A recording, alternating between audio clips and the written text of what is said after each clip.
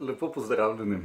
Sem Albert Margole, psihoterapevt v Zavodu Vezal in soavtor knjižne uspešnice Izštekani najstniki in starši, ki štekajo. Prav gotovo spremljate ta program, ker vam je mar za medsebojne odnose. Prav gotovo delate vse, da bi bili najboljši starši. Vem, da želite biti odgovorni starši, da želite svojim otrokom dati največ, kar lahko dobijo za zdrav razvoj, da jih želite naučiti, kaj je to sočutnost, kaj je to zavedanje, da jim želite prebuditi čustveno inteligenco in jih seveda naučiti vseh veščin, ki jih potrebujejo za samostojno življenje. To so seveda želje in ambicije vseh staršev. Potem pa se navadno zadeve nekje zapletejo. Tokrat bom malo razmišljal o tem, kaj se pravzaprav dogaja, ko vzgajamo na eni strani očetje, na drugi strani mame. Veliko je tega, ampak nekaj zelo temeljnega bi rad izpostavil na začetku. Namreč gre za neko dojemanje tega, kaj pomeni živeti skupaj. To ljudje nekako ne znamo razumeti, kaj pomeni to, da ko več ljudi ali pa več elementov, ki so med sabo povezani, tvorijo sistem. Tukaj gre za to, da preklopimo iz nekega vzročno-posledičnega razmišljanja v sistemski način razmišljanja. Kaj to pomeni?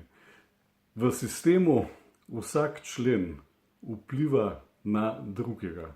Skratka, če prevedem to na družinsko dinamiko, družina je sistem. Vse, kar nekdo doživlja, razmišlja, se vede, občuti, ga skrbi in tako naprej. Vse to vpliva na vse ostale člane v tem sistemu. In ne moremo, da bi se delali, da je nekaj samo zame, da je nekaj samo med starši, da otroci tega ne vedo ali pa da partner tega ne bo vedel. Gre za zelo, zelo pomembno sestavino razumevanja, da v sistemu smo vsi povezani. Ja, to je težko razumeti.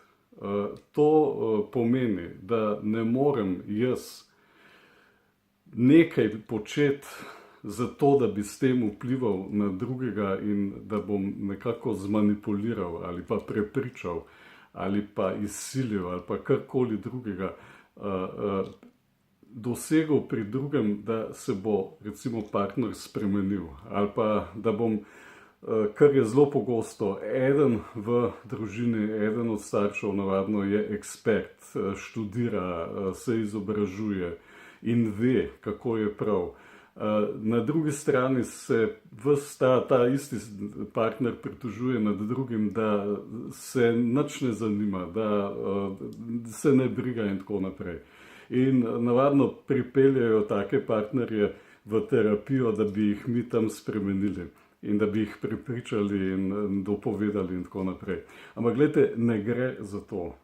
Ne gre za to, da koliko imamo nekega znanja, kaj vemo, kako vemo, seveda je to pomembno. Pomembno je, kaj imamo v zavedanju na vsak način. Ampak gledajte, veliko bolj pomembno je to, da se mi, člani v sistemu, med seboj uglasimo.